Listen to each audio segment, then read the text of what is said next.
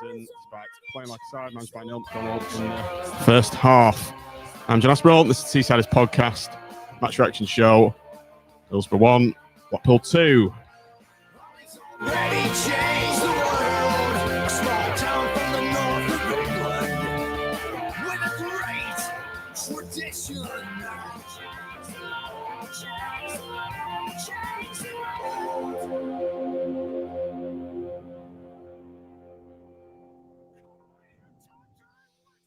Good evening, everybody. Welcome to the Seasiders Podcast Match Reaction Show. You may have heard I was a tad quiet then on the intro, and the reason for that is my Bluetooth is broken on my Mac, and I've furiously plugged in a shitty Windows keyboard and a shitty Windows mouse.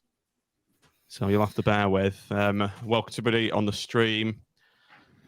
Evening, Chris. Evening, AMAC. Evening, Steve. Evening, Gary. Evening, Craig. Is your camera all steamed up? No, it isn't, Craig.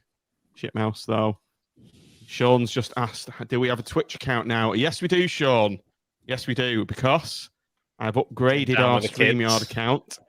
I've taken some of the Patreon pennies and I've fed them into the machine, and we are now a pro user on StreamYard. So we get multiple stream destinations, and we also get external audio files after this, so I can mix down high quality audio for the audio podcast. And welcome if you're listening to the audio pod. But yes, Sean, down with the kids. Speaking of kids, you'll be streaming kid on this streaming Fortnite at 3 a.m. tonight, John, getting some nice little gaming money. Manic Miner, Jet Set Willie, kind of more my kind of thing. R.I.P. Sir Clive Sinclair, by the way, for those of a certain vintage, eh, Nick? Yes, still got me ZX Spectrum somewhere. Mitch was nodding along there. What about your C5? You still got that? Wish I did have that. Worth a lot of money. Are they really? Yeah. He'll be pressing his rubber keys in heaven. He apparently hated technology and computers and phones, I was reading in his one of the obituaries. That's strange. Mitch, we were talking about Football Manager, weren't we? It was kind of a baptism of fire for those of a certain vintage on the spectrum. Yes, it was. It was seemingly purely a random event, whether you won a game or not, and it probably was. But speaking of random events, this is Blackpool versus Middlesbrough, or Middlesbrough versus Blackpool, whichever you want to switch it. Sean, did you go actually? I don't know if you went or not. No, I didn't go. No, I didn't go. Matt went, so Mitch went, Nick went, and Tim went. Tim, how was the journey on Ashley's coach from PLF? Apart from the bus driver who decided that it was a good idea to travel south down the M6 when we reached the junction, which was a bit of a strange one. What do you mean? Well, exactly. I think everyone's looking around going, what the? And so I think, to be fair, he'd put in his sat-nav Middlesbrough, but forgetting we were stopping at Kirkby Stephen. So clearly we weren't going to go anywhere near Kirkby Stephen if we went south and along the A59. So that sort of delayed our arrival at the hostelry by about 20 minutes. But other than that, it was... But people weren't happy with that, were they? Yeah, well, the thing is, it was still early. It was still before 12 o'clock when we got there, and I think you forgive anything when you come away with 3 points, don't you? So, it was a good day. There's some good people on the coach and a good crack. So it was, so it was a nice, pub had opened especially early for us, which was good. So made sure we're first to the bar, didn't we, Nick? We did. We were virtually running off the coach.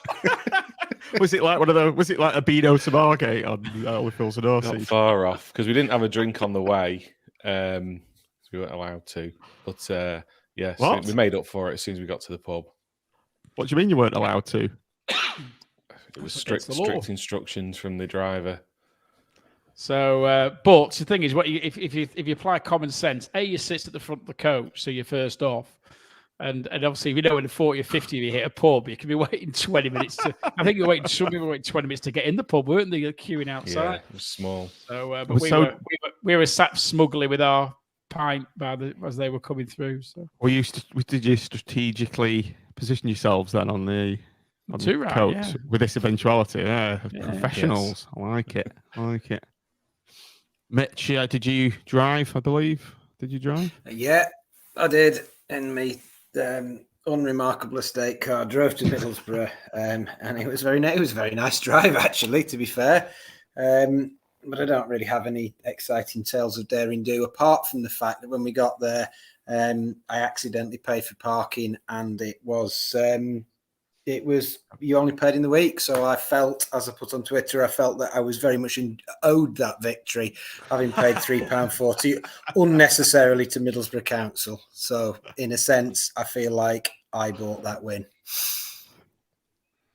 3 points are on you. Well done. Yes. The coach is with us this evening, gents. What a lovely day in Middlesbrough on Saturday. Certainly was, coach. Certainly was, but it certainly wasn't in the first half. We'll come on to that. But first, let's have a quick look at the team lineup. Chris Maxwell, Dujon Sterling, Big Marv, Keogh, Garbett, Doogle, Wintle, Bowler, Anderson, Lavery, and John Jules. So we'll quickly give our thoughts on that. Come to you first, Nick. Yeah, obviously, Kevin Stewart was the one who was missing. So wondering what was going on there. Obviously not even on the bench. So I thought he must have picked up a knock, which I think was confirmed yesterday. And I thought he was going to be a big miss because he's done well for us when he's played. And then other than that, obviously Yates on the bench, and he was sticking with Lavery and John Jules. Keogh in, and to be fair, he'd done okay as well. So no massive surprises. Just a bit of a shame for me that Stewart wasn't there, and I wondered what the the midfield battle was going to be like, whether we were going to get overrun or not. Mitch, coming to you next. Not the team that we picked. It wasn't. Still on the bench. Bowler was It in wasn't. Tyrese, John Jules starting again. Was that a surprise? Well, the main thing broke up a bit. Well, I just said Bowler was in, so it can't be a team that you lot picked for the pre-match show, can it? Oh, I'm taking no responsibility for that, Tim. What are you on about? Me and Mitch are not bowler droppers, Tim. No, Me and Mitch are not bowler droppers. Let's just stay quiet have that on the record. I heard a distant scream of anguish at about 2 p.m. and I was wondering what it was, and then I realised it was Sean all the way back in Blackpool, crying because Gary Medine wasn't starting, because I know he was such a big fan of that. But otherwise, yeah, I mean, look, I think it was near enough to the lineup that I wanted. I didn't want to see at the start. Said on the preview show, I didn't want to see Jerry and Shane playing together.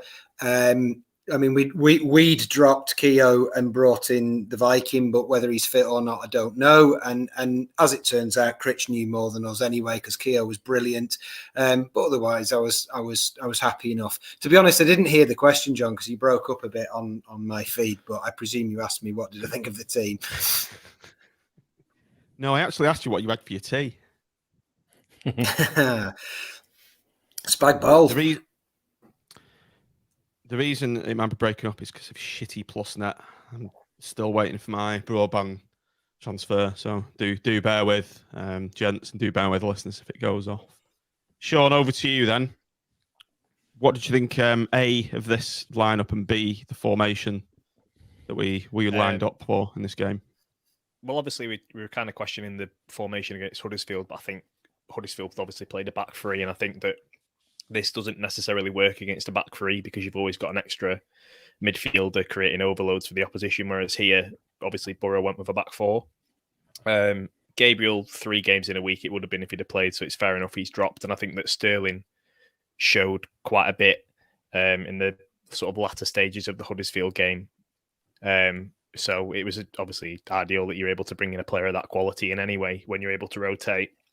And I wouldn't have dropped Keogh. I'd have kept him in the side, and I'm quickly becoming like a sort of being a convert. You're like a tit, really. Yeah, he's kind of making me look like an idiot, really. But the solution that we've got with him and Ekpiteta and the way they sort of feed off each other has sort of completely allowed Keogh to just focus on what he does best. And again today, as we'll go on to, he did it again. So yeah, I was pretty happy with the lineup, and I'm also a John Jules fan as much as he was probably disappointing on Saturday.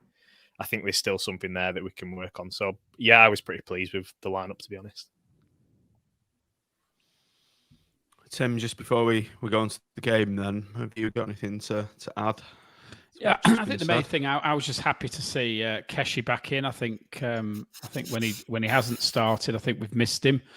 I think he brings a little bit of bite, but also some very, very direct passing into the team. You know, when he's passing, it tends to be playing into attacking areas, and I think sometimes we've got players who are doing too many square passes, and I like it when Keshi's in there because we do go at them a bit more. I think particularly, I think he's particularly useful at away games as well, where we're trying to hit teams on the counter. So I was glad to see him. A little bit surprised to see Sterling, but like others have said, he did have a sort of good cameo on Tuesday night, albeit after the game was already put to bed by Huddersfield. A little bit surprised that Yates was dropped. I think the one thing that I don't think we hold the ball up particularly well if either him or Medina are on the pitch, and I'm still slightly disagreeing with those who say that Lavery and Yates can't play together. I think they can, but we do need someone who can actually play with the back to goal a bit more. And I'm not sure that when we start with that formation that we've got that, and that's quite important, I think, away from home, particularly where you need someone who you can play the ball up to who's going to hold it for you.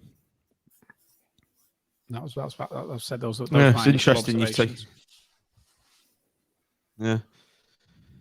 So the game started then with, I call this a Jekyll and Hyde performance in the first half. Nick, come to you first. We looked like we were going to be overrun. We look like we're a team managed by a combination of Neil McDonald and Lee Clark. Yeah, there wasn't a lot of shambles at the start. I think, would it be fair to say? Yeah, it was certainly definitely a game of two halves. In the first half, we were struggling to put much together. There wasn't a lot of creativity, a few stray passes, and I think we were knocking it across the back a bit, and people were getting a bit frustrated that we weren't trying to get forward. But I think some of that was, when the centre halves or fullbacks had it, there wasn't a lot of movement in front of them at times for them to play a decent pass. So they ended up going back to the person 5 yards away from them. It was just a bit disjointed, and we'll talk about the offside goal in a minute as well. It was a bit of a half to forget, that's for sure. I was thinking, carries on like this, you might as well stick Medina on and just lump it long to him, because at least he'll hold it up and bring people into the game a bit, because we weren't doing a lot, and obviously the decent chance we did have managed to sky it over. Sean, what do you attribute this extremely shaky start to? I just think we were generally really poor in possession. I mean, I think someone that really sets the tone of how we're going to play is Ekpiteta, and when he's misplacing passes quite early on, I think it kind of gives the rest of the team a bit of a lack of confidence, really, because they kind of expect him to be the one. If Ekpiteta's on it, then the rest of the team's going to be on it. And when he was having such a poor start, it kind of doesn't bode well. But I think it was only really about 25 minutes. I watched the game back again just before, and once it got to about the 25-minute mark, we kind of quickly realised that Borough were ponderous themselves and weren't really able to create things that well. They were playing quite narrow, and there wasn't any real structure to the way they attacked. So I think as we sort of bred confidence off the fact that they weren't great themselves. I noticed as well that Maxwell was playing extremely high quite early on, and he was coming in as almost a centre half himself, and that allowed Keogh to step into midfield and also be an extra creator in there. And I think that's what we missed against Huddersfield, that we kept getting overrun in midfield. But because of how poor we were on the ball, we kept quickly turning over possession in midfield in centre areas in really dangerous positions, and it left Keogh out cold because he'd already progressed forward with the ball. So I just think it was the central midfield areas early on. We just weren't able to get hold of the ball and really put a sequence of passes together. And there wasn't really particularly anyone that you're able to pass the ball back to, and they were able to just calm play down and get a few passes together at the back, because even they were having a shaky time. So I think it was just one of them. it's bound to happen at some point, and it just kind of all came at the same time for everyone. So, Mitch, let's move on to the goal itself then. Blackpool fans were in the side, weren't they? And I guess I think it was from the camera angle, it's the side where the goal went in. So, A, did you get a good look at it? And B, what were your views on it? And C, was it offside? Yeah, well, yes, it wasn't a goal, and C, it was offside from what I can see. I mean, I've seen the stuff that's on Twitter, and there's arguments back and forth, and people arguing about whether it got a flick on or not. But I think football feels like a game of instinct, and my instinct was that it was a mile off. I mean, I've got to be honest, I don't know if I know the offside rule anymore, but certainly by my interpretation of it, there were 3 or 4 players who looked a mile offside, and the lad who actually pulled it back wasn't offside, but the lad who put it in had been offside, and the players who were definitely offside were right in front of the keeper. And the other thing is the reaction of the whole team was really quite unlike us. We're not a team we're not a particularly petulant or team when things don't go our way, and the whole lot, they were chasing the ref. I mean, Mcdwell was really, really angry, and he chased the linesman, then he chased the ref, and then 3 or 4 of them joined Mcdwell chasing the ref, and they were actually pointing up to the big screen at one point as if trying to get him to have a look at the big screen, because they were so certain that, I mean, I don't know what they thought he was going to do, whether he was he's going to suddenly decide to bring in VAR. And I mean, I've seen the stills, and I've seen people saying, well, it's offside here, no, it's not offside here, and this isn't, but it felt ridiculously offside to me. And, I think it did to pretty much everybody in the ground. Tim, on the replay that I watched several times, it looked like the guy that's put the guy that's put the ball back across goal, to me, when you watch it in the sort of the live stream, he looks offside, but then when he puts the ball back in, it looks like he's held his run. It doesn't look offside, but like Mitch said, the lad that's headed it in, what's his name? Tavernier, whatever his name is, he looked miles offside, and like Mitch said, two others looked offside. Tavernier, yeah. What was your thoughts on it? I mean, we actually had a superb view of it, because where we were pretty much just inside from the corner flag, and a reasonable height up. The corner was taken from our side as well, and I mean, there's a flick on, isn't there? Without a shadow of a doubt, when that ball, because obviously the corner's taken short. It's then whipped in from their left hand side. It gets a flick on, and that at the point where I think there's a still showing when the ball flicks off the Borough player's head, and there's 4 of them offside at that point. And if they're not interfering with play, it's the old Shankly saying, isn't it? If they're not interfering with play, what they're doing on the pitch, and but they were in such attacking positions. And I think we genuinely, I mean, as fans, when it went in, we all just looked around us like, surely. And that goes back to Mitch's comment, doesn't it? It's instinct. And instinct is rarely, in that scenario, is rarely completely wrong. And everybody just looked bewildered. Blackpool players looked bewildered. We looked bewildered. I think the Borough fans looked bewildered. I think they were waiting for the ref to pull it up. And he didn't. And I couldn't believe it. And when you're away from home, and we didn't have the most auspicious of starts, the last thing you need is a decision like that. It could be a killer, and in another scenario, we could have really let our heads go down. But what I liked was the reaction from the fan base was fantastic. We almost out-shouted Middlesbrough as they're celebrating the goal. And I think the players got that as well, and I think they felt the injustice of it. I think, as the half rolled on, they rolled the sleeves up and seemed intent on making amends, because it was. I actually think the ref realised they made a mistake, and I think he gave us a couple of quite generous decisions after that, perhaps in an attempt to sort of even it up in some way. But it was atrocious from the linesman. It was just absolutely atrocious, because he's right in line with it. Okay, so on these match reaction shows, we're going to just test this new innovation to the format of the show, and it's called Seaside 7. And we've picked out 7 key talking points of each game rather than go through the games chronologically. It can be a bit dull. The first one that we've got is play to the whistle. Now, Sean, I did notice a couple of our players kind of just stopped and were waiting for the whistle. Now, do you think they were at fault there? Where I think Marv was guilty of it as well by looking at it. And all right, you appeal for offside, but you don't just stand there and wait, do you?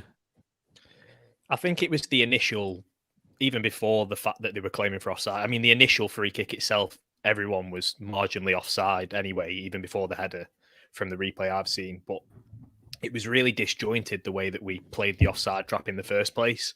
If you actually watch it back, you see Keogh and Sterling sort of come in line with the rest of the team, which was a few yards forward than Ekpiteta and Wintle were. And I think Garbett was at the far post as well.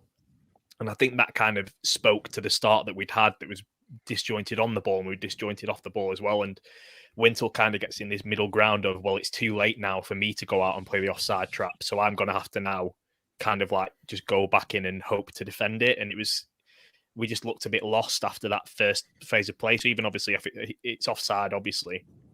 But I think obviously if we'd have been as we should be defending set pieces in terms of the offside trap that we wanted to play, it wouldn't have been a question anyway, because it would have been so blatantly offside that there wouldn't have even been a decision to make. So as much as obviously and as well as I think Ekpiteta was quite slow to react on the tackle as the ball goes in, and you've got, I'm not sure, it might have been Wintle who just simply puts his hand up after the ball goes across the goal. So obviously there's moments where we can play to the whistle, and you should just play to the whistle. But I think sometimes on the other side of things, if you play to the whistle, it makes it look less offside.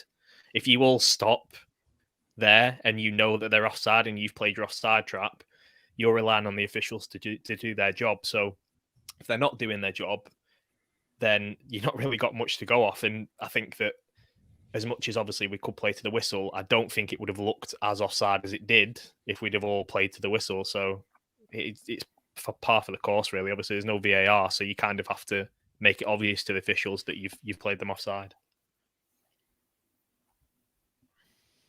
Anyone else got any views on this?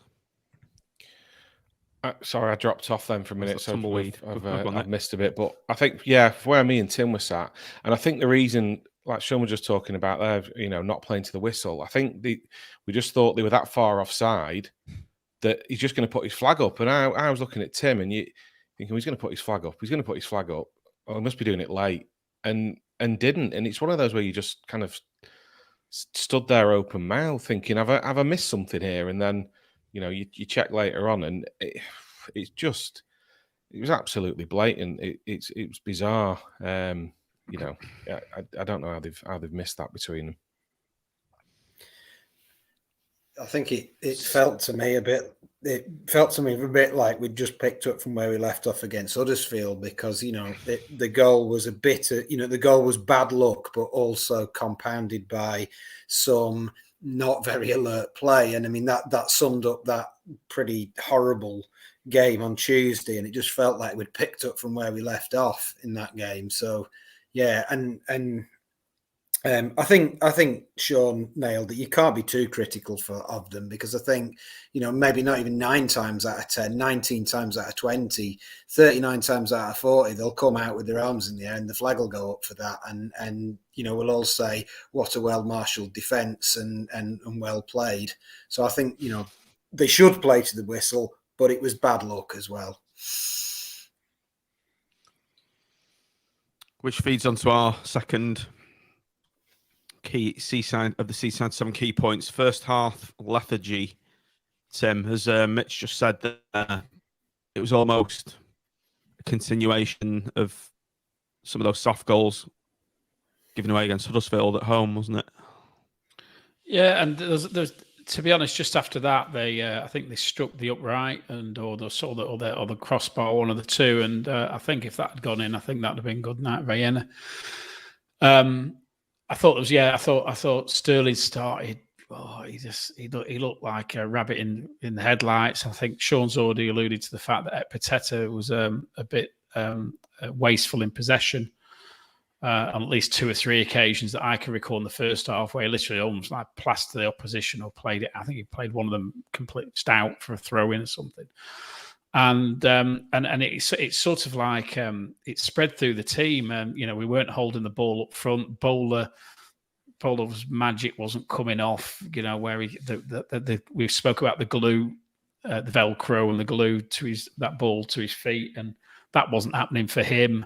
So he was losing possession, and then they were coming back at us. And I think that point about the hangover from Tuesday night is a good point. I think. We that second half on Tuesday night, we were shocking, and we were nearly as bad in the first. Well, most certainly the first. I take Sean's point. I've not had a chance to watch it back, but when we went down for a half-time beer or whatever, I think the collective view was that we weren't at the races, and I think most of us could only see really one result at that point, and that's even with Tangerine specs on. I think one of the things that also struck was when we did try to play it, there were 2 things I thought that we were very narrow. We struggled to get the ball wide. We weren't getting the fullbacks sort of down the pitch. And the other one was, and this is sort of slightly comic, we had 2 really, well, maybe not really nice passing moves, but we had 2 passing moves where we sort of put together, 10, 15 passes. And then we managed to get it to, of all people, Marvin on the edge of the box, which just didn't seem to be how, we just didn't seem to be set up right, because if, of all people in all of football, for it to come to on the edge of the box to play the killer pass or have a shot, probably Marvin's the last person you want. You want that. And I think on one of those occasions, he panicked and just gave it away, and the other team, Middlesbrough, were straight down our end. And we just looked uninspired. There didn't seem to be any pace to the way we were moving the ball. It was that sort of early Critch era thing of sort of, we were having 2 or 3 touches, and even though Borough were nothing special, sometimes they were knocking it about 1 touch, and it just looked like they were sitting in waiting for it. Looked like they'd sort of passed, had a word with each other and gone, this lot aren't much good, don't do anything, they'll give it away sooner or later, and then they'd hit us on the break, and it wasn't great watching at all. I was going to say, just coming in on that point with the fact that Middlesbrough kind of sat off, I think in the early stages in particular, they'd let our centre halves have the ball, and then when the centre half would play the pass into central midfield, that would be when they that was their trigger. We talked about triggers for the Fulham game and how we kind of made them play pass by pass. There was never really a sequence to the way they were going to play, whereas Middlesbrough were making us do that because they would trigger with the press straight away as soon as the ball came into Doogle or Wintle, and they were both trying to turn, and they'd just lose possession very easily. And that's how they broke. In the first 20 minutes, it happened about 4 or 5 times. So it was the same patterns of play that we were doing. And it wasn't until Keogh had the confidence to start stepping into midfield as an extra man later in that first half that we started to get a foothold into the game. So yeah, it's they almost did a number on us, much like we did to Fulham really in that time, but they just weren't able to keep it up for the whole game. If you avert your eyes to the screen, gentlemen, third of our key talking points is John Jules' missed chance. Nick still not scored for Blackpool. Did all the hard work on this chance, crafted it quite well, and then just panicked and blazed it over. It was a great chance for him to open his account. It was, and like you said, he'd done the hard bit with the way he controlled it and then turned the defender, and it just needs a nice calm finish, and he's absolutely skied it, where I think it was harder to do that than hit the target, and it's just not happening for him. It's a shame, because I think there is a decent player in there, and he maybe just needs a goal, but I suppose it's how long he's going to get, or how many chances he's going to get, starting for him to score that, because I think once he does, it might be similar to what we saw with Ellis Sims, that he can go from strength to strength, and he gets in some good positions like we saw on Saturday, and the way he controlled it and set the chance up was so natural and brilliant. And then he just, he panicked with his shot, and it's a shame, because I think if he gets that goal, then he will go from strength to strength, but it's just not happening for him at the moment, is it? Tim, do you think he warrants all these starts in the team, given his barren run in front of goal? And is he doing enough? Is he doing enough to warrant a start? Go on. I was quite a fan from based on Bournemouth away, and when you look back at that game, he seemed to be involved in everything we did. But that miss was like something that you see a school, a school kid do, where they just lean back and and don't get the foot over the ball properly. I mean, he had the goal. Those who haven't seen it, the goal was gaping. He'd done everything right. He'd created the space. He'd turned his man. He'd lost his man. You've got to hit the target in that situation, and it's very disappointing because, again, I think me and Nick was saying, Jesus, we get the one chance that a decent chance we get in that first half. I think we may have another one, or sort of half a chance, but this was a gilt-edged chance. And you've got to be. It wasn't even close, was it? It was quite very, very poor. And when you look at the players we've got on the bench, and we've got Medine back now, and we're going to have Yates. I'm expecting a reaction from him. There will be a point reached where Critch is going to have to give other people a run. You've even got Sonny in there as well, who's when he's come on, he's looked great, and he's not having a chance. And so I think it's a good point you make, John. I think he needs that goal, and he needs that to get that sort of joie de vivre into his game, and so that he's actually got that he's playing with confidence, and he's not at the moment. And I think it's probably weighing heavy, very, very heavy on him. And I think Nick's right. I think if he does get that goal, and hopefully it'll come sooner rather than later, we'll start to see a different player. But he's still contributing, I got to say, he's still involved. He's still putting himself about. He's still finding space. But I'm just not sure whether that's enough when you look at what we've got on the sidelines that isn't getting game time at the moment.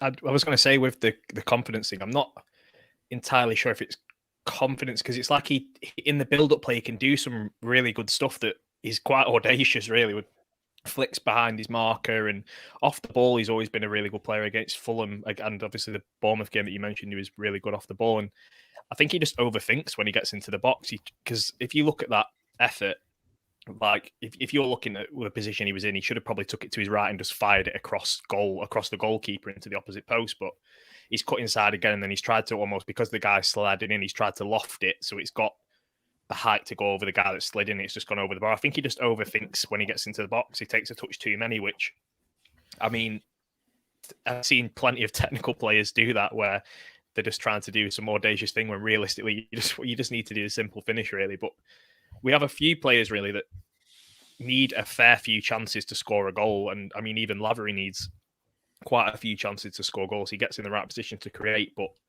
he does tend to need a few chances before he bags. So it's whether TJJ, I don't have the confidence that he's going to go and bag those chances if he does get the 4 or 5, where I think with Lavery and Yates and Medine, you probably are. So I don't think he'll start in the next game. Anyone got anything to add to that, Mitch? Well, just that after spending the preview show insisting that Lavery and Yates can't play together at halftime, my conclusion was that I really wanted to see Lavery and Yates play together after watching John Jules. I mean, I'll echo everything that's said. He's a decent player, but it just felt like we needed someone with a bit more. I don't know whether the word's nous or just a bit more desire to get the ball in the back of the net playing up there. And I think what Sean said is spot on. I mean, look, the Huddersfield game when he ran through and it led to the goal, he just didn't know what he just didn't know what to do in front of goal. He was, he just should have had just blasted it or passed, but it was overcomplication. I said in the preview show, I think he needs to come out of the side for 2 or 3 games, work on his game, really learn. I think Critch needs to play him in a position. I think I think we might be asking a little bit much of him to play him up front, to play him on the left, to play, he's swapped around, played a few different roles, and I think he needs to come out, work on what his job is within the team, and then at some point come back in and do that one job. I just don't think he's clinical enough in front of goal, like Sean said, and I don't think it's something you can coach. I think I don't think anyone is clinical in front of goal though that we have at this level. I don't think anyone is. As much as Lavery will go on and score a lot of goals, I wouldn't necessarily call him a clinical striker where you get one chance and he's going to score that one chance. I think he does need 2 or 3 chances. So it's whether I think his best role is as a secondary striker. So you play like as if you're playing a target man, but when you're playing the ball through the thirds on the floor, a guy that's going to be able to turn his defender and open space up for the other striker. And I think that I think we are asking too much of him. I think we want him to be this complete striker because he has the attributes where he could potentially be like in the future. But I think we kind of need to limit his game and give him specific roles to do, very defined position, so that he can focus on those things. And that's probably where you're going to get the best out of him in the early stages. I mean, you look at Sims. Sims almost became the complete striker by the end of the loan spell, but initially we were asking him to do very simple, basic things in the team. So you're holding up the ball, you're playing it off to the midfielder, and you're trying to get him behind. But there's not. We weren't asking him to do all of the things and all the facets to the game that he had by the end of the loan spell. So it's about building a player up. But we were playing in League One there where we were on the front foot anyway. It's whether we can do that in the Championship with a player like that. Okay, number 4. Let's move on to the second half now. And this was made you smile at Tim, hasn't it? Warnock shithousery led to their downfall. There's one thing, Tim, that I noticed quite a lot. Their players were doing were falling on the floor, diving around, any sort of touch. They were looking to go down before they've even been touched. And in the build-up to their goal, Keshi was fouled, but I think the ref was so sick of it, the behaviour of his players and what they were doing, that he's just given us a very soft free kick, and we've ultimately scored from it. And he was going apoplectic, he was going absolutely mental. And I actually think he probably distracted his own players by doing what he did. I mean, I think he actually got some criticism off there, either local radio or on the forums, whatever it was. I think they were, he was bellowing, and I think they were all looking across the bench. I think everybody was looking across the bench, and we took advantage. And he had his head. So since he almost, when someone's about to get nutted, he was almost leaning into the ref with a really aggressive look on his face. I thought he was going to nut him. You can't do that as a manager, can you? No, I mean, I didn't see it that close. I could just see him. Obviously, it was raging, and it was. Listen, it probably was a slightly soft free kick, but come on. I mean, they've had the biggest gift you're ever going to get off the referee in the first half, and they came out the second half. I thought Middlesbrough, they're very uninspiring, and I don't know what he'd said to them at half time, but whatever it was, it didn't G him up. That's for certain, because they didn't seem to have there didn't seem to be a lot of creativity. And they're at home, they're 1-0 up, and you might say, well, we're playing a team who were in and around the bottom, the relegation zones. You thought they'd have been going at us a bit, but they didn't. Now, whether that was down to us, how it was up in our game, or whether it's just the fact that they weren't very good, I think it's a little bit of a combination of the two. I was unimpressed by them all game, to be honest. I think sorry, go on. No, go on. Continue. All right, I was going to say with Warnock, he's always been someone who compensates for when his team sort of have a barren spell in the game, to then come out and slag off a referee or go at a referee.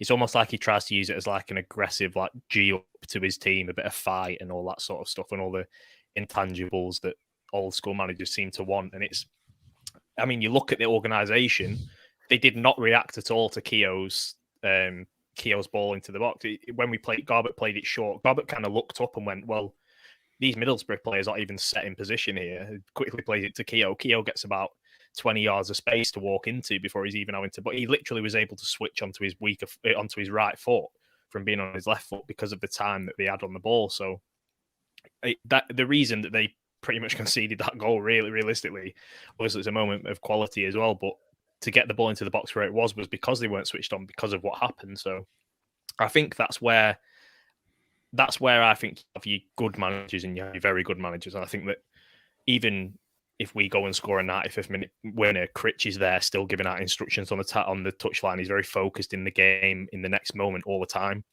And I think that managers like Warnock are too busy on acting on emotion, whereas we act on that sort of always giving out instructions. And there was a moment where when the goal goes in, it kind of the camera pans back to Warnock. He's just got his hands on his hips as the game kicks off, hasn't said a word to his team. And you've got Mark Garrity comes out and instantly giving instructions to the team, even though we've just scored. And I think that kind of those little things, I think really add up in games. And that's where you get your class in coach, I think. I think I'd be traumatized if I was managed by Warnock, because he looks like a waxwork of himself these days, doesn't he? Like you go to like Madame Tussauds and you see a bad celebrity waxwork. That's who he is. So possibly it was his fault for reminding his players that he exists by coming out and shouting. But it was sheer genius from Richard Keogh. It was absolutely wonderful, and we shouldn't move on to point five, Mitch. Just to continue with point 5. Marvin Keogh combo. Where you go? Yeah, it was just wonderful. I mean, I hadn't read the situation at all. They took the short free kick, and I thought, what the fuck are you passing it to Keogh for? Of all the things to do, Jesus, he's just going to turn around and pass it back to Maxwell, and then we're going to do. And he dinked that beautiful ball in. Somebody on Twitter said it was Hoddle-esque, and I thought that was a great way of describing it. And then I hadn't seen who'd scored. I just sort of saw somebody take it down, spin, and smash it home. And then Marvin ran away out of the crowd. I did. Yeah, well, Marvin ran out of the crowd of players, and I thought, what has gone on there? It was my favourite goal for ages. That it was wonderful. Nick, what was it like in the stands when that went in? Oh, it was delirium. But I was saying to Mitch, it's kind of like, what's he giving it to Keogh for? And it was like, oh, hang on a minute, that's quite a decent ball, that. And similar to you, I thought it was John Jules, and then realised it's Marv. I think you'd said he's broken his duck to me, didn't you? Because never crossed my mind it was Ekpateta. No, I didn't think we'd be sat talking about Keogh setting up Marv like that, that's for sure. And he did well, Marv, didn't he? He backed into the player, used his strength, and spun round in a great finish, and they all ran over to us. And yeah, it was brilliant in the away. And then I've got to mention the fans throughout. It was fantastic atmosphere right through the game, and yeah, brilliant goal. Tim, the goal. What was Ashley like when that went in? I wasn't actually sat with Ashley in the second half. He was he'd gone for a sit down. I think he was. I thought he was going to fall asleep in the first half. He was having a bit of a kip, wasn't he, at one point? Yeah. What? So I think he went down because everybody was stood. So I think he fancied a bit of a sit down. So I managed to lose one of my lenses from my sunglasses that were completely redundant anyway, because the sun only came out about 10 to 5. Yeah, it was there's plenty of limbs, I think it's the expression, isn't it, that around the stand. And I don't think it's too surprising to say that the Armfield coaches were well oiled. There was 3 of those, but what it did do was create an absolutely fantastic atmosphere. I mean, when we were queuing up to get in, you could hear it all inside, and they were giving it plenty. And I think Middlesbrough fans were quite gracious in defeat by again, not for the first time this season, saying that Blackpool fans are the best they've had there for a while. And we were extremely noisy, and it wasn't just when we were on the forward foot. It was very much the same in the first half when we were struggling a bit, and that's great to see, and long may it continue. And number 6 in the Seaside 7, Sean, is the title of this one is OG. That stands for own goal. 8 minutes after Big Marv's done his bit in the box, we've scored from a corner, a strange goal courtesy of Dale Fry. Talk us through this.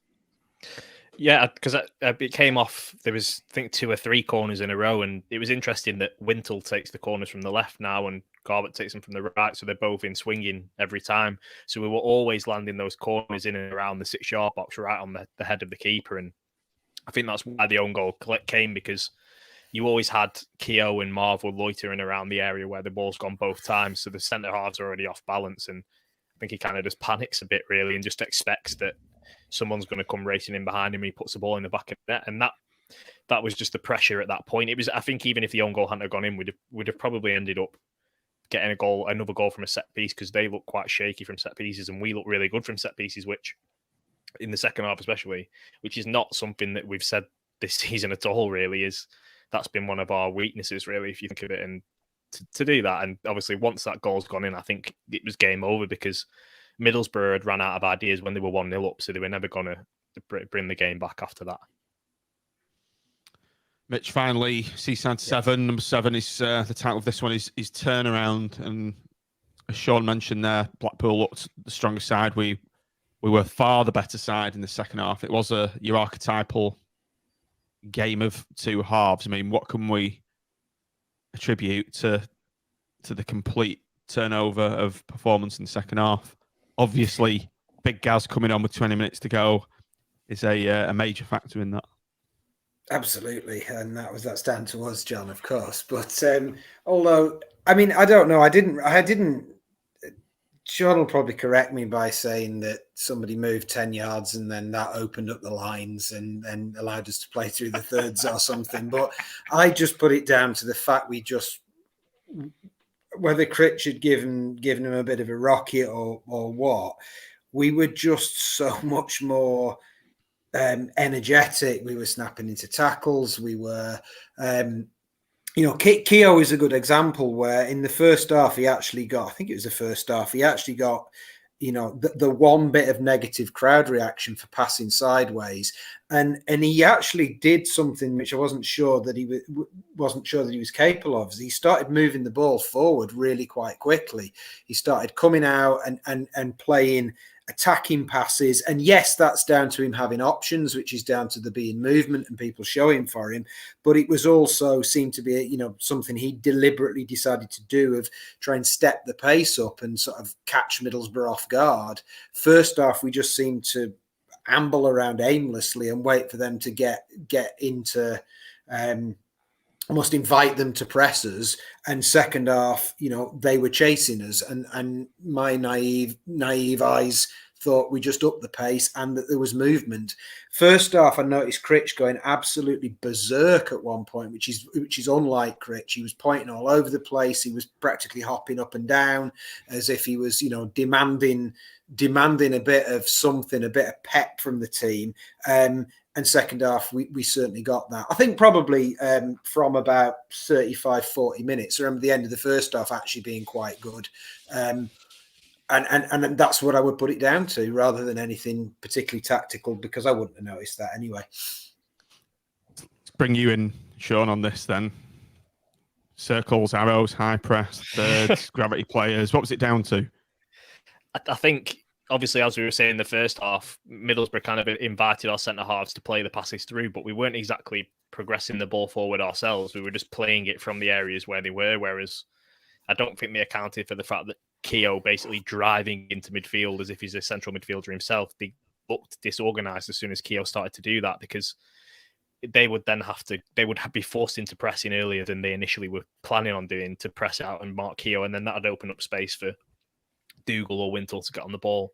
I think I would give a massive shout to Doogle as well in the second half in particular, because obviously I think he's had a lot of criticism, really, and I think quite rightly, really, for the past couple of games in terms of his performances. But I mean, he had the highest number of interceptions on the pitch with 6, and you could see, just as Middlesbrough thought they were going to sort of stem the tide and get catches on the break, Doogle was always the first man there, breaking up the play and going again. And when you're able to rely on your central midfielder, much like we did with Kevin Stewart against Fulham, to be able to break up the play and quickly pass it on again like that, then that's where the difference lies. And if you're able to continuously just progress and recycle possession in their half, which is what we did for a long, long time in that game, then it's inevitably going to turn out that you're going to score a goal or two out of it. So I think generally it was that. And I mean, I just think it was quality on the ball in the first half. I don't really think we set up badly. I don't think the system was wrong. I don't think anything was really wrong in the first half. It was just that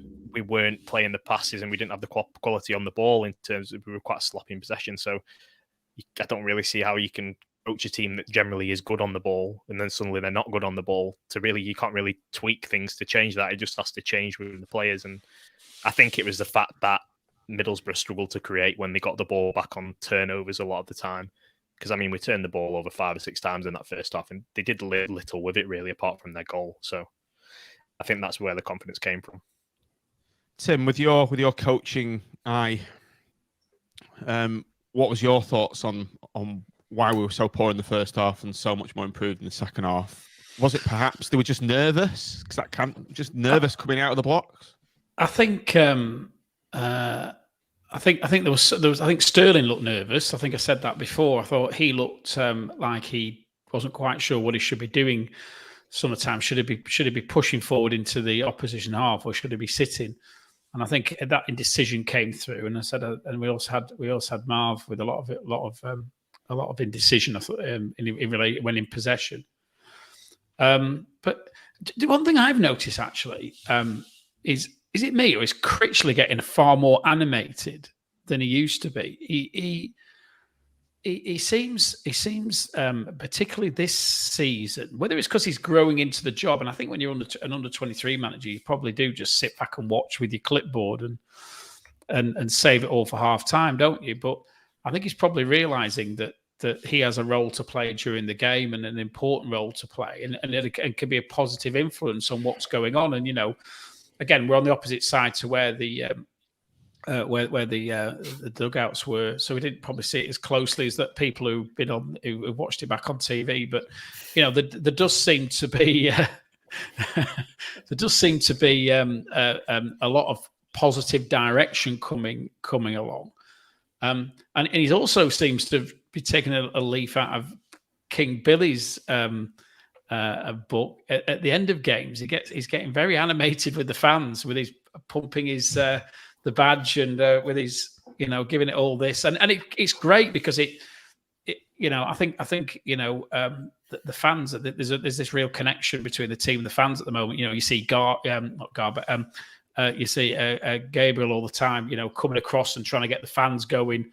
And he's into it, and there's a few other players, Garbutt as well, actually, who during that game, asking us just to give them a bit of a lift. And so I think it was like a proper team effort. I think the management clearly looked at how we could improve. I think quite a few players upped the game in the second half, and I think there was a hell of a effort from the sidelines as well, from the fans. And I just think it was just not quite stars aligned like it was against Fulham, but we ground out a very decent 3 points against a very, very average but still competent Championship side. So, a good day at the office. It's sort of all the way through the game. We started bad, and every 10-minute segment we improved. But probably just the 6-minute injury time was a little bit wasn't particularly good on the old heart levels, and I think they did have one where it sort of hit the inside of the crossbar, didn't they, or the upright, and came out. Yeah. So we're a bit worried. I mean, quite where I got 6 minutes from, I don't know, but it was one of those away days that you really, really enjoy because good weather ish, plenty of beer, a decent result.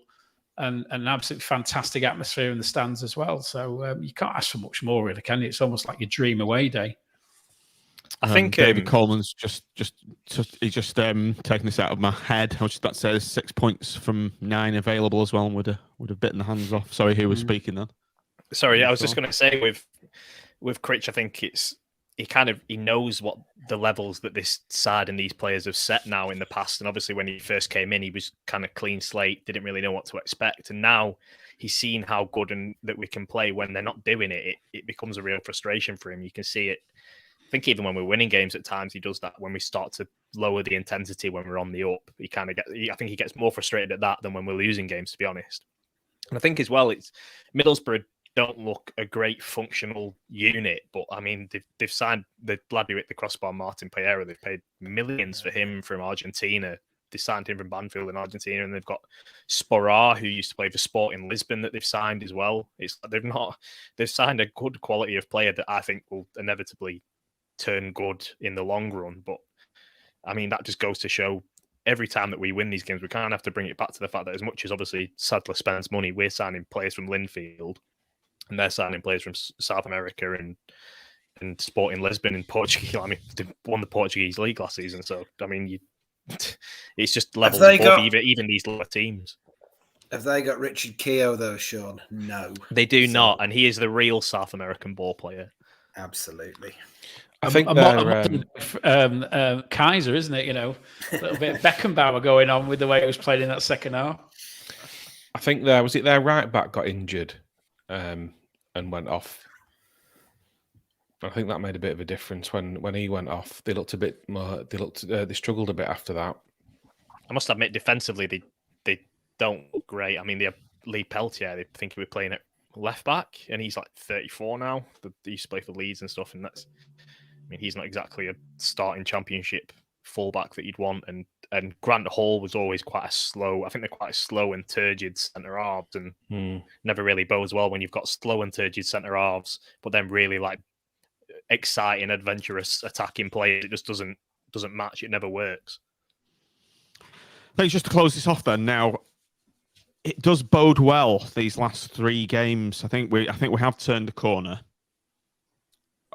Apart from that 15 minutes of madness against Huddersfield, we weren't blown out of the water for the rest of that game. We've not been heavily beaten or been miles away in the other games we have lost. So I think I think we have turned the corner now, Nick. So it's looking good, isn't it? Yeah, it is, and it was always going to take a bit of time to find our feet. And you know, at the start of the season, we did have some key players missing, and you know, still have on Saturday. You look at Stewart out, Medine's kind of only just coming back. So yeah, I think we'll be all right, because there's probably quite a few teams who are similar to sort of Middlesbrough in this division, and you know, I think we can give a good account of ourselves. For me, it's without, you know, it's not that I'm not ambitious or anything, but I think fourth bottom and staying up will do for this season, and then we build from there. I think we will be higher than that, but I think we'll have more than enough to do that. Obviously, I think Derby are going to have, it sounds like a heck of a points deduction coming up shortly. Peterborough seem to struggle to keep clean sheets. So, you know, that's 2 teams, and I think we'll be all right. We are actually top. I don't know if anyone else has noticed this. We're top of the 3 promoted sides now. We're the highest. We're above Hull. We're above Posh. So, yeah. Right, let's move on to the player ratings section. Oh, actually, hello, Polar Knights. Our first ever comment on Twitch. So, we're down with the kids. Sweet Jesus, it's the perfect evolution of beards. I don't know what the hell that means. I think it's clean shaven. I think then as we go around the room, we end up with Nick. Sorry, let's put Nick at the end. Let's move him there. I can go about there. Who's the most clean shaven? Yeah, it is. Polar Knights also says Blackpool, the jewel of the UK. Thank you, Polar. You are a game changer. First ever comment on Twitch. Right, as I said, let's move on to the player ratings show. We're on an hour, so let's rattle through these. Let's start with you, Tim. Chris Mcdwell. Yeah, I thought he had a very good game. He made some good saves, and cleared his lines well. Which I didn't think he necessarily always did on against Huddersfield. So it's an 8+. Got to use that FPRS, haven't you? Have to. Got to distinguish. You know, shades of grey. Dujon Sterling, Mitch, we were clamouring for his introduction. Was he worthy? Well, he started poorly, didn't he? Their left winger absolutely did him a couple of times, and I thought feared the worst. But actually, I thought he really came back from that, as the game went on, he looked a lot more defensively solid, and he got forward well a couple of times. and he was sort of pleasingly wholehearted. So I'll give him a 7, which sort of 5 at the beginning, maybe 8, 9 later, so 7. Is this another sort of averaging system where you combine the first and second halves and come with the Mitch AS, the Mitch averaging system? There was a few like that, wasn't there, that were poor first half and better the second half. I don't think you need to use the MAS for this next player, Nick. Marvin Ekpiteta, defensively pretty solid, and what a goal. Yeah, it was a little bit sloppy in the first half. Did give the ball away a couple of times, but more than made up for that with that fantastic finish for the goal. So I'll give him. Employing the MAS here. I'm gonna go 7- or 8. 7+ or 8. I'll give him an 8. I'll be generous. This is funny, yeah. Sean, you've got Richard Keogh, Tricky Dicky, my boy, with 1 assist. I noticed. I do look for assists now in the old stats, and he does have an assist to his name. Look, Richard. Right, no, he's been brilliant. The past 3 games have been brilliant, and I spoke about.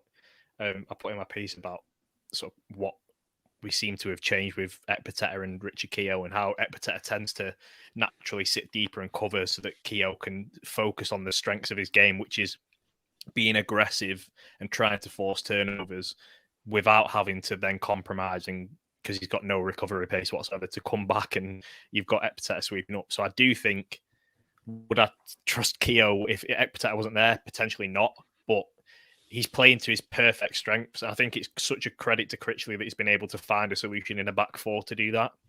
Because last season I spoke about Thornley and how we needed to move to a back 3 to play to his strengths. And I just think it's really hard to be able to compromise when you've only got 2 centre halves in. There's still compromise to be able to play to both of their strengths. And that's exactly what we're doing with Marvin and Keogh. His ball playing is brilliant. I don't even think his assist was his best pass. I think in the first half, he instantly turned it over and he fed this like eye of the needle pass through, perfectly weighted to John Jules, who was straight in on goal down the left-hand side. And obviously he wasted it, but it was a brilliant pass. It's just, he's a playmaker from centre half. I really underestimated how good a passer he is. I know that he was a good ball player, but he's brilliant. At this level, he's brilliant as a ball player. And I think that if we can continue to work in this system where he's able to just focus on that side of his game, then he'll be a really good player for us this season. But obviously, if an injury comes to centre half, I would worry that another player, I don't think will appreciate what Marv's doing right now, even on top of his own game, until he drops out of the side. So an 8+. That's the longest ever description you've had. Sorry. I was thinking you forgot. I was just going to shout a number in a minute. I had a lot of explaining to do. I was wondering if on this StreamYard there's like a virtual stick. Oh, he has actually frozen. He's frozen. After all that. Where are we up to? It was on Garbett while we wait for John to come back. Tim. Yeah, I thought he had a solid enough game. Not spectacular. I think it's. I'm not going to go into a soliloquy in the way that Sean did. He's back. But I will keep it. I'll keep it short and to the point. I thought he was involved. He was positive. But keeping it real, it's a 7. Soliloquy. Oh, Tim, you've pulled it out of the bag right there, Tim. Yeah, that's right up there. We really wish we were doing this A to Z of Timisms. Right, who's next? Mitch, you've got Kenny Doogle. A much improved performance, King Kenny. Yeah. Again, it's using my own scale. It's probably a 6 and an 8 in the first and second half. And what was nice, I think, was when Dougall's playing well, he dictates the pace of play. I think I would never call Doogle a playmaker, but what he does do is move the ball quickly when he's playing well as the interception, the hard work. He's sort of a player to play through, and he moves it quickly. And he started doing that in the second half. And the only time I've seen him do that this season really was the second time against Bournemouth. So I thought he was back to that level where he can be. So I'm going to go for a 7+ for Doogs. Ryan Winsell, Nick, becoming a mainstay in this team now. Yeah, he is. I like him. I'll keep it brief just because in case Sean's got to do the next one. I'll go 7+. Tim, what was it called again? What was that word? A soliloquy. It's like a long speech, like in Hamlet when Hamlet goes off on one. Or an Owen style monologue. Yeah. So, Sean, we're just comparing you to Owen Oyston. Take Josh Bowler. Okay. 6. No, I don't. Look, with Jess, come on. It was the full bit. I'll give my ode to Bowler now. He had the most dribbles in the game again, which isn't a surprise.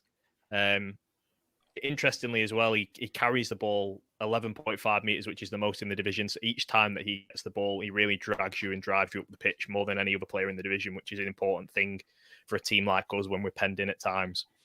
And he does that. He did that well. He tried, as much as he got dispossessed a couple of times, he did try to continue to do that in the first half. I mean, his quality in terms of his shooting isn't great. He had 3 block shots, which kind of shows that he takes pot shots quite a lot as well. So he wasn't the liveliest player in the match. So I'd probably give him a 7. Yeah, not one of his best games. Tim Keshianson, Mr. Yeah, I thought he had, he had something when he's in the team for me. I think we all prefer him slightly more central, but to be honest, wherever he plays, I think he makes a positive contribution. I'll go 7+. Shane Lavery, Mitch hit the post that we actually forgot to talk about. Yeah, that little stabbed effort. I think the keeper had dropped it, hadn't he? And it was agonising that in the ground. It was just slow motion, wasn't it? Yeah, it really, really was. I thought in the first half, really, the only 2 players that impressed me on any particular level were Lavery and Wintle. I thought Wintle was probably one of the few players that didn't improve second half because he played okay first half, and that Lavery was putting himself about, being annoying, moving when other people's weren't. And although I think again overall he had a fairly quiet game, he did have an involvement in the second goal. I don't think he got a touch on it, did he? But he certainly was in and around that own goal. So again, I think I'm going to go for a 7+ for his work up front, sort of leading the line. And overall, I thought he was actually pretty solid all the way through the game. I see Richard Hensel's trying to introduce in even more levels of distinction. Plus. Might be a C++ programmer. That's from a techie background anyway. Finally, Tyrese John Jules, Nick. What have you got to say that we haven't already said? Yeah, didn't really happen for him, did it? That chance, if that goes in, we'd be giving him a much higher score. But I don't like going too low. But I'm struggling to go any more than it's a 6- for me. Finally, rate the manager, Sean. Manager rating. Yeah, I don't think he did anything wrong. Because as I said, first half it wasn't really a system thing or a tactical tweak that was needed. It was just that we didn't have the quality on the ball at the right moments, and we kind of needed to realise that the level of opposition we were against, we could easily play through if we just had some confidence on the ball in tight areas. So, an 8. It was fine for me. Tim? Yeah, I think I'd endorse that. I think it's an 8. I think we did enough. I don't think we were great. I don't think it was a tactical masterclass by any stretch of the imagination. But I think he got the best out of what looked a bad situation after about 20 minutes, and I'm sure he had he was pivotal in the little tweaks that we made to make sure that we upped our game. So yeah, an 8. I think, Mitch, sometimes when the players have crossed the line, there's not a lot you can do from the bench, particularly in the first half. But he's obviously regrouped them at half time and made a big difference. So he's got to take a lot of credit for that for me. He has, and again, he has to take credit for sort of not listening to me and millions of, well, not millions, we're not Man United, are we? A few hundred other people on Twitter who wanted changes at half time, and I know he never does that, but again, he's held his nerve and sent the team out to put the wrongs right, and they have done, which I think shows his growing influence. I don't know if you heard Medine on the club TV thing, sort of saying something along the lines of, the gaffer's got it right again, and listening to Medine, he really did seem to be quite enthralled to Critch's tactical nous and decision making. He had this kind of look of awe in his eyes about how he just gets it right every time, So I'd go 8+ for him. I think he's done well there, and I think his subs were good as well, which is something that he's often been criticised for. Middlesbrough not going down. They're not going down, are they? And we got. They're just a solid championship side, aren't they? They're a solid championship side. And if we can win away at 5 or 6 solid championship sides, we're staying up. So I'm very happy with it. Nick, just to close off, as Mitch mentioned there, Gary Medine, Bison put in the comments, Medine has made a difference. Good subs again, and Medine did make a difference. But your thoughts on Critchley? Yeah, definitely subs at the right time in that second half, and whatever he said to them at half time has made a big difference for that second half. So you've got to give him a lot of credit for that, and I would say an 8 as well. Yeah, so that's a good day at the office for Blackpool, right? Everybody think we'll leave it there because we've run over an hour and 10, hour and 15. So thanks everybody for joining us. Thanks everyone on Twitch. I'm sure we've got literally tens of viewers on there, but it's a platform we're hopefully going to be growing on. We are coming back on Thursday for the preview show. We're facing Barnes. We've got a Barnsley fan. So that's something to look forward to. So, Tim, thanks for joining us. Thank you. Thanks, Mitch. Cheers. Thanks, Nick. Pleasure as always. Thanks, Sean, for the graphs, lines, dots, and soliloquies. No worries. And thank you, viewer, listener, for tuning into the Seasiders podcast. Come back for more great content at seasiderspodcast.co.uk. Also, do like and subscribe to the video. We're nearly on 1,000, so hit the like, hit the subscribe, and all the rest. Thanks for watching. Thanks for downloading Up the Pool. Up the Pool. Pool.